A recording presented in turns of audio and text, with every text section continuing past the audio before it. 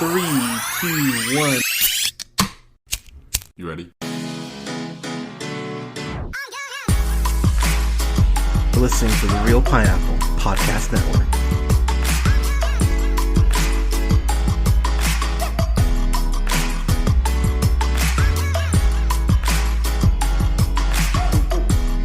Good evening, everybody. Thank you so much for listening. This is the Real Pineapple. This is your humble host, Hunter, here. I hope you're having a great week so far. So I have a review.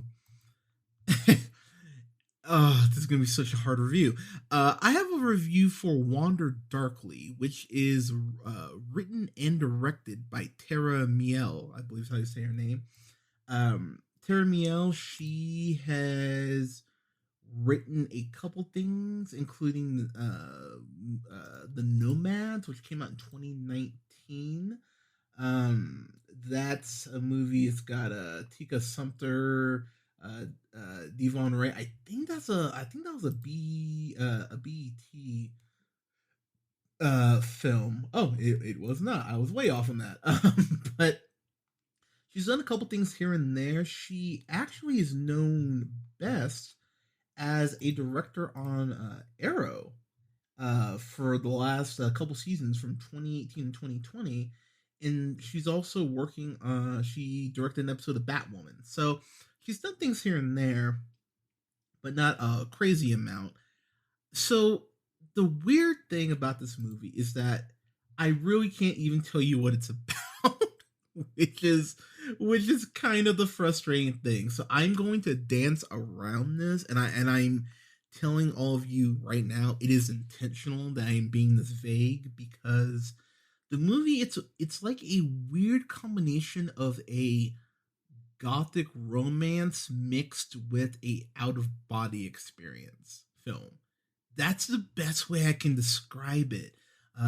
Even the IMDb synopsis is new parents Adrienne and Matteo are forced to reckon with trauma amidst their troubled relationship. They must revisit the memories of their past and unravel haunting truths in order to face their uncertain future.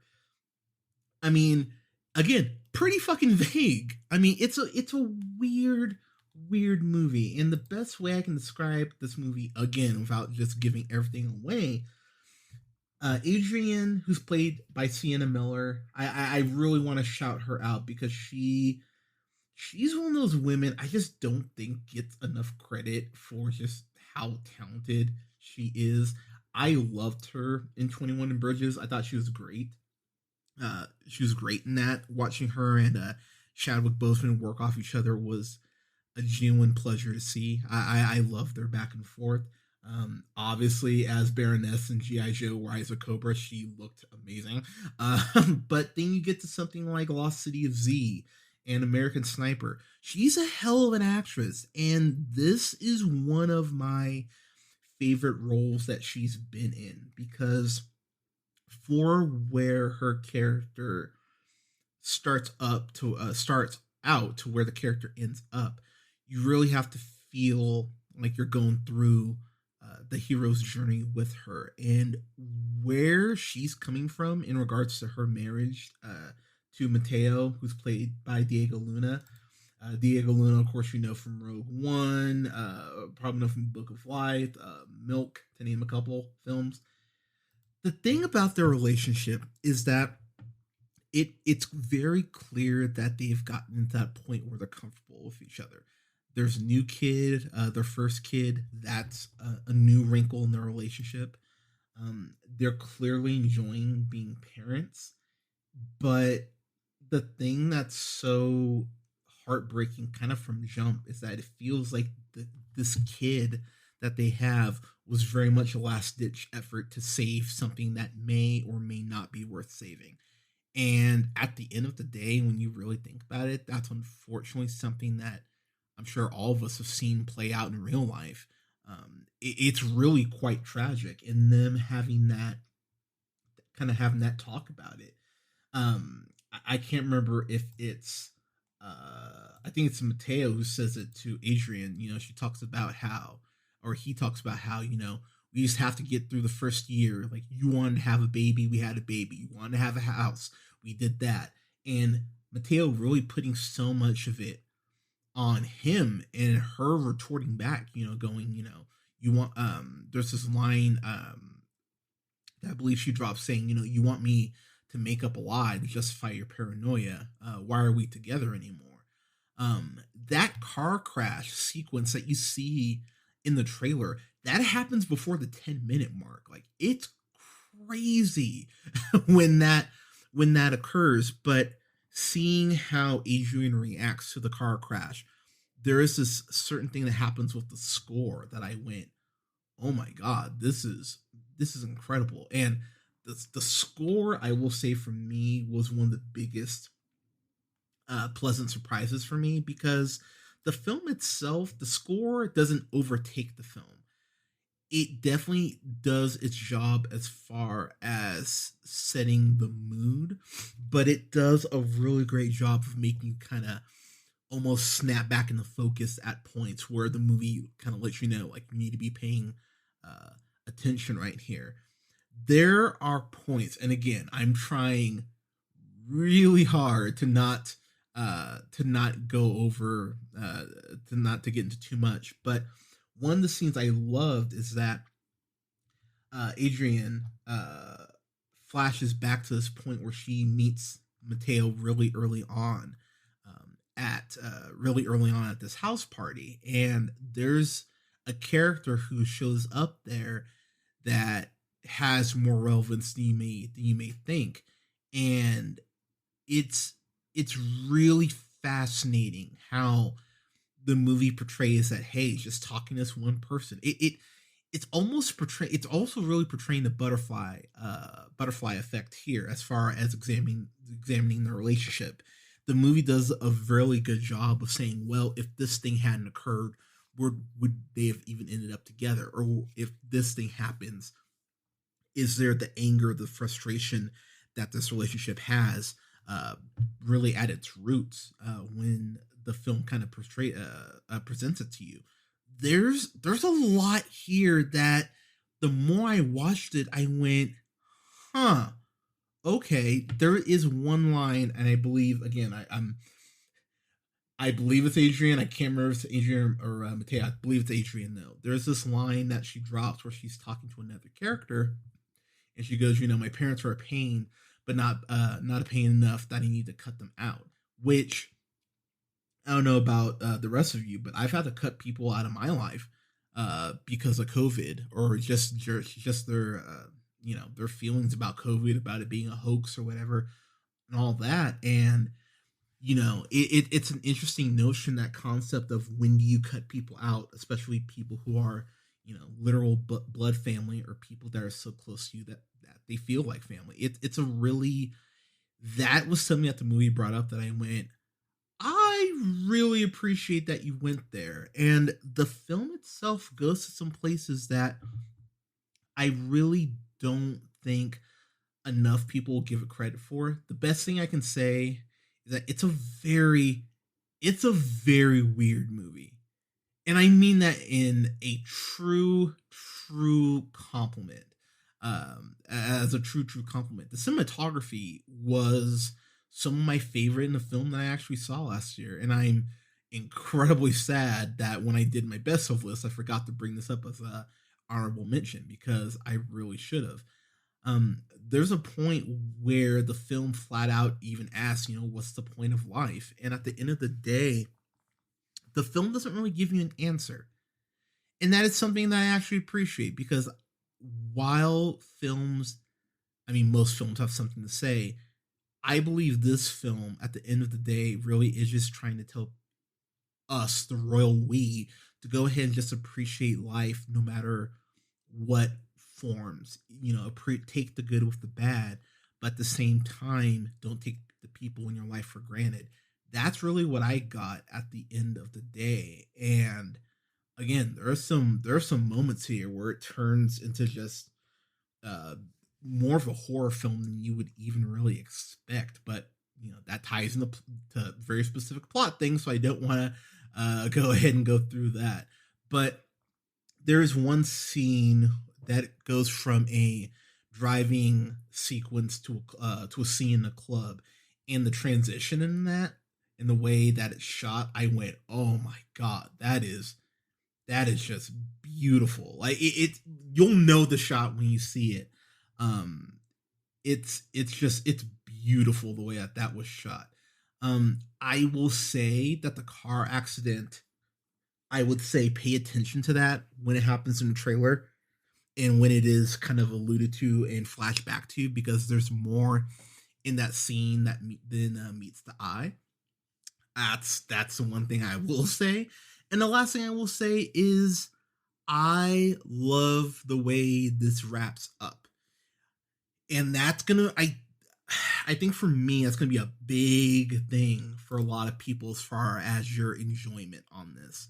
Because, and again, I know I'm being vague as hell and normally I'd go full spoilers, but this is a movie I really want people to, the less you know about this movie, the better. I will say for myself, I got a screener for this. I didn't even know what this was. I didn't even watch a trailer for this.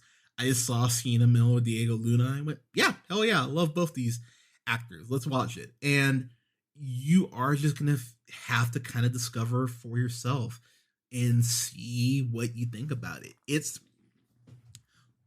These types of movies are really hard to pull off. So if this was something that someone didn't like, I would go, you know what? Okay, I probably know why you don't, but let's talk about why you don't. But at worst, this movie will make you talk to people. And I believe people will have strong opinions on this regardless, because again, it's a very polarizing film. I've talked to a couple of my fellow critics who absolutely hated this. I've talked to some people who absolutely love it and actually like it even more than I did. So I know people who are kind of all over the map on this. I myself, I'm way more positive on it. It's something, again, I was really bummed I couldn't find a spot for on my best of, but it's something that I would really tell people, if you like weird shit and you kind of like a bit of a mind fuck, but it's kind of wrapped in almost like a fable too, like give this a shot. It's something that even if you don't like it, I wouldn't say that you wasted your time, because just off the cinematography and the score alone, I would say this is something that everyone should check out at least once. It'll probably end up on streaming. I mean, Lord knows most things do, but this is something that I'm actually going to buy. I really enjoyed this. And again, if you don't like it, more power to you. But again, I think this is something that people should check out and really kind of decide for yourself. There are some moments of them being at each other's throats that I just found heartbreaking. I was like, God damn, this is really hard. And early in the movie, and this is very early on, so I don't feel bad spoiling this. First off, their kid's adorable. When that kid's a baby, you're like, oh, what a cutie. And I think it's Matteo says this. He goes, date night is cheaper than therapy. We're broke. I don't see you finding a free babysitter. It's like, damn, dude, okay. I'm like, shit. And Matteo really hates Adrienne's mother. That is the one thing I will say. And some of the shit he says about her mother, I went eek. Like, I went eek out loud multiple times, because he is not a fan of hers. But for me, as I wrap up here, this is definitely something everyone should watch. Sienna Miller and Diego Luna, their chemistry alone, I believe, is watching this movie for. But where the movie takes you and the questions it makes you ask about not just our morality and where, we end up when, this game of, our game of life is over, but really what it makes you question about your own relationships, and not even just the romantic ones, just what the love that we are willing to accept, the love that we're willing to give, compromise, like these things that are, no does, but things that I believe will make people think and take that half step back and go, this is well worth your time for that. So, God, this is so, for my enjoyment, I watched this a couple months ago, and I still remember like these bits of scenes going, oh yeah, that's right. I really like that bit. And I like that. And I like where the score went here. I'm going to give this an A minus. This is something that I really did enjoy. Again, it's something I do need to buy, but it's something I'll tell people, look, take a couple hours. Oh, by the way, do not look at your phone while you're watching this. This is not a movie that you can look up and go, oh, okay, and go back to your phone. You need to be paying attention for this. So put your phone on silent, turn your phone off, whatever, and really give this movie the attention it deserves, because it does deserve your attention. And it's something that I really do believe that people will watch and enjoy. And it's not even 2 hours. It's barely over 90 minutes, like a hour 37. So it doesn't overstay its welcome. And that was something I was definitely looking for of, oh God, how long is this runtime? Definitely give this your attention and give it your time. I would say it's well worth the watch. But Wander Darkly, everyone. What did you think? Let us know in the comments. You can like us on Facebook at The Real Pineapple. Don't forget to like our gaming page, Real Pineapple Games, on Facebook as well. Don't forget to follow yours truly on the Twitter at JHunterRealPineapple. That's REEL Pineapple. And you can follow Scott on Twitter at Nearman. That's NEARMAN the first. And don't forget to like, share, and subscribe wherever you listen to podcasts. SoundCloud, Apple, Google Podcasts, Podbean, Stitcher, iHeartRadio, Spotify, iHeartRadio, Amazon Music, and TuneUp, to name a couple places, at The Real Pineapple. Thank you so much for listening, everyone. We'll have reviews coming up here soon for Falcon and the Winter Soldier once that wraps up next week.